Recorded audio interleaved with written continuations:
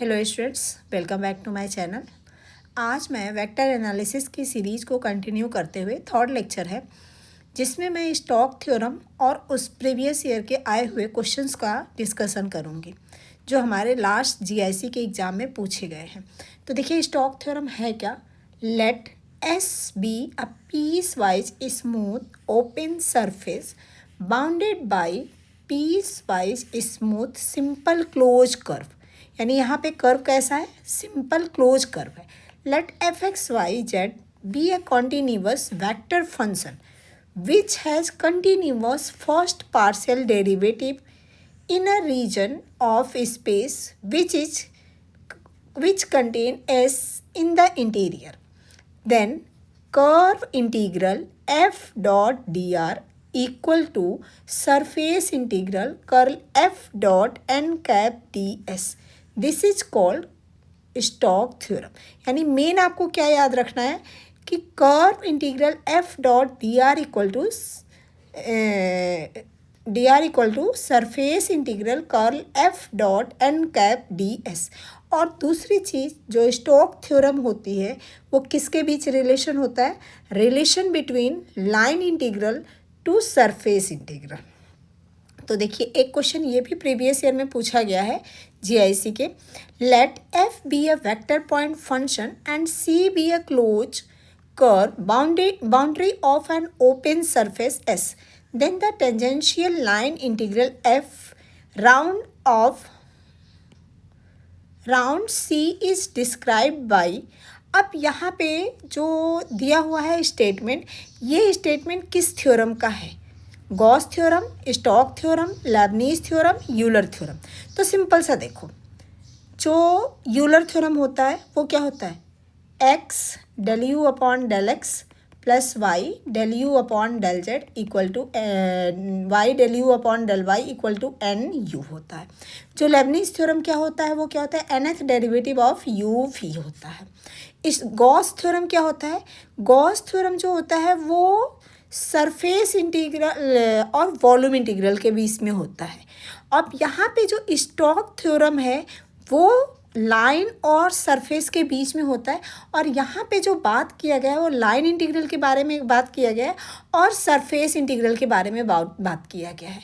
Close surface और line की बात किया गया है।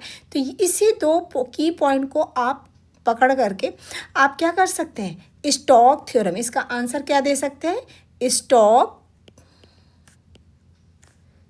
थ्योरम। होप आपको समझ में आ गया होगा। नेक्स्ट हमारे पास है Stokes theorem is use to convert the dash integral to the integral. तो ये क्या होता है, लाइन इंटीग्रल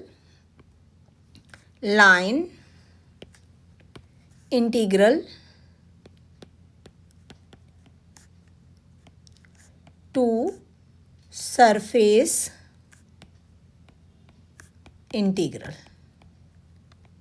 देखिए यहाँ पे क्या था, ये जो थ्योरम की स्टेटमेंट थी line integral to surface integral, तो वही थ्योरम की ही स्टेटमेंट को ये पूछ लिया है कि जो स्टोक थ्योरम होती है वो किस इंटीग्रल को किस इंटीग्रल में कन्वर्ट करती है। तो लाइन इंटीग्रल को सरफेस इंटीग्रल में कन्वर्ट करती है। ये भी प्रीवियस ईयर जीआईसी में पूछा गया है।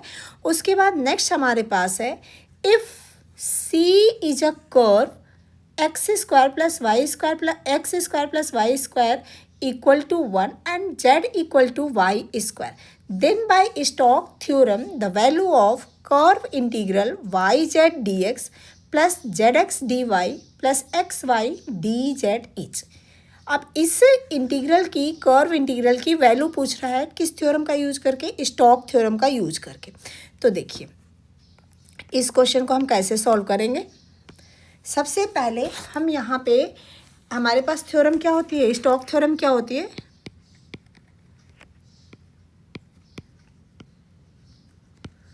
Curve integral F dot D R equal to surface integral curl F dot N cap D S. तो देखिए सबसे पहले तो या तो हम एफ डॉट डी आर निकाल लें या फिर सबसे पहले कर्ल एफ, अक्सर जो कॉम्पिटिटिव एग्जाम में क्वेश्चन पूछा जाता है उसमें कर्ल एफ की वैल्यू जब हम फाइंड आउट करते हैं तो 0 आ जाती है। तो सबसे पहले हम क्या करें, एफ को फाइंड आउट करें और कर्ल एफ निकालें। क्या पता कर्ल एफ हमारा क्या आ जाएगा, 0 आ जाएगा। तो देखिए यहाँ पे जो हमें क्वेश्चन में गिवन है, curve integral Y Z D X plus Z X D Y plus X Y D Z, ठीक है। तो यहाँ से ये क्या लिखा हुआ है, ये लिखा हुआ है हमारा curve integral F dot D are, ठीक। तो एफ डॉट डी आर क्या होता है, अगर हमारे पास, देखिए मैं थोड़ा सा एफ डॉट डी आर आपको बता दूँ। अगर हमारे पास f की वैल्यू है f1i plus f2j plus f3k cap और dr इक्वल टू है dr equal to I D X plus J cap D Y plus K cap D Z, तो f डॉट डी आर जो होता है वो क्या हो जाता है, डॉट प्रोडक्ट लेंगे तो i का i के साथ, j का j के साथ, k का k के साथ, तो f1 dx plus f2 dy plus f3 dz हो जाएगा, ठीक। तो यहाँ से हम f की वैल्यू क्या निकाल सकते हैं, जो ये लिखा हुआ है ये f1 है, ये क्या है f2 है और ये क्या है f3 है। तो हमारे पास f की वैल्यू क्या आ जाएगी, f equal to Y Z I cap plus Z X J cap plus X Y K cap. अब हम सबसे पहले क्या करेंगे, कर्ल एफ फाइंड आउट करें।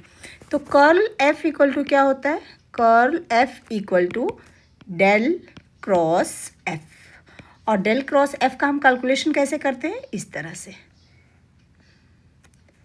आई J K del upon del X del upon del Y del upon del Z.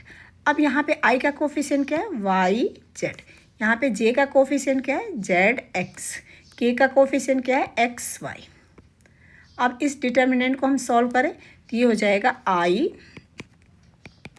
आई इसका देखिए Y के रिस्पेक्ट में करेंगे तो ये हो जाएगा del upon del Y of X Y minus del upon del Z of Z X minus J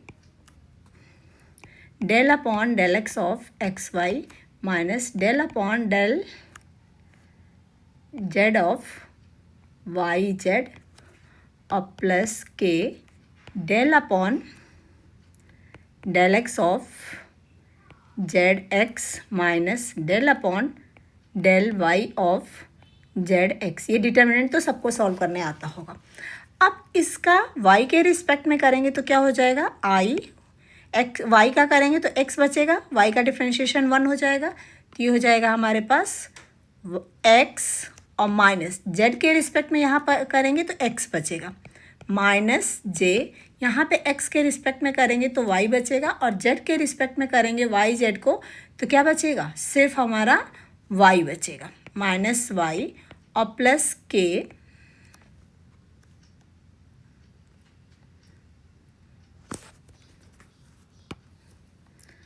plus K cap. अब देखिए यहाँ x के रिस्पेक्ट में इसको करेंगे तो यहाँ क्या बचेगा, z और y के एक सेकेंड डेल अपॉन यहाँ वाई जेड है, Y Z,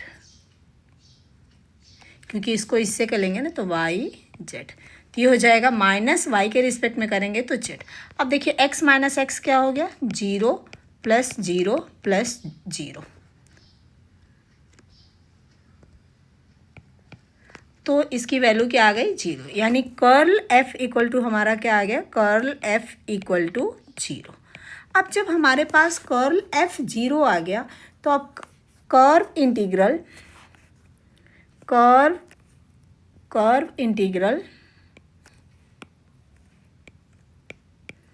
F dot D R equal to surface integral curl F dot N cap D S.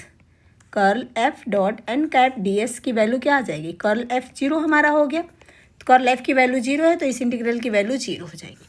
और एफ डॉट डी आर हमारा क्या है, curve integral, close curve integral Y Z D X plus Z X D Y plus X Y D Z equal to zero. Hope आपको समझ में आ गया होगा।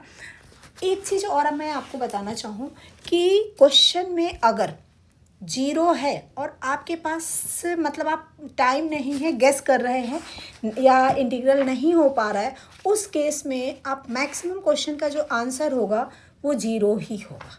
ठीक, तो आप डायरेक्ट इसका आंसर जीरो लगा सकते हैं। एक चीज़ और मैं आपको बताऊं, ये आप डायरेक्ट रिजल्ट याद रखिएगा, पूछा जाता है। एक second. For any close curve S, ये डायरेक्ट आप इसका रिजल्ट याद रखिएगा। फॉर एनी क्लोज कर्व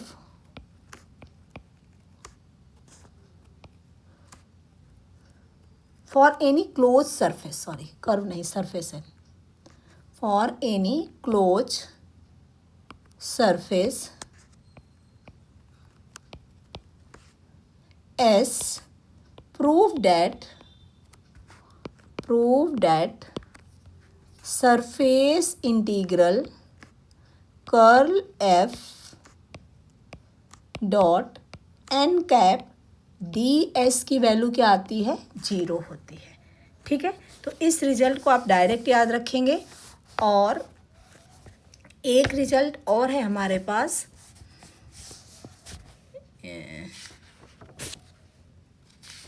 एक सेकेंड,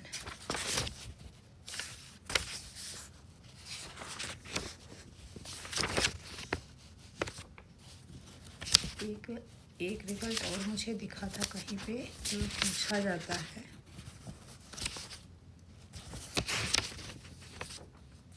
हाँ,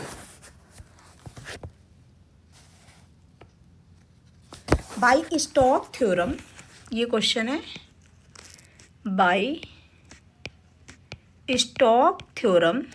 ये प्रीवियस ईयर्स में नहीं पूछे गए हैं क्वेश्चंस, ये डायरेक्ट पूछे जा सकते हैं। By Stokes theorem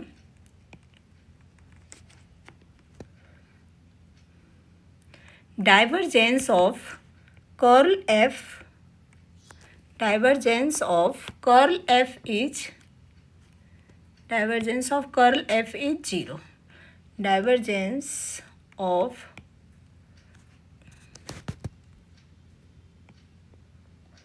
curl F equal to zero. तो इस रिजल्ट को आप डायरेक्ट याद रखिएगा कि डाइवर्जेंस ऑफ कर्ल एफ की वैल्यू क्या होती है, जीरो होती है। ठीक है, तो होप आपको समझ में आ गया होगा। ये हमने जो भी क्वेश्चंस डिस्कस किया, इसमें से स्टार्टिंग के जो क्वेश्चंस हैं वो सारे प्रीवियस ईयर जीआईएससी आश्रम पद्धति में आए हुए हैं। और ये जो दो क्वेश्चन है ये डायरेक्ट आप याद रख लीजिए, क्योंकि ये में भी रिजल्ट पूछा जा सकता है। होप आपको समझ में आ गया होगा। Thank you. इसके बाद आप किस टॉपिक के प्रीवियस ईयर के क्वेश्चन को सॉल्यूशन चाहेंगे, प्लीज़ कमेंट करके मुझे बताइए, तो उसकी मैं वीडियो बनाऊंगी।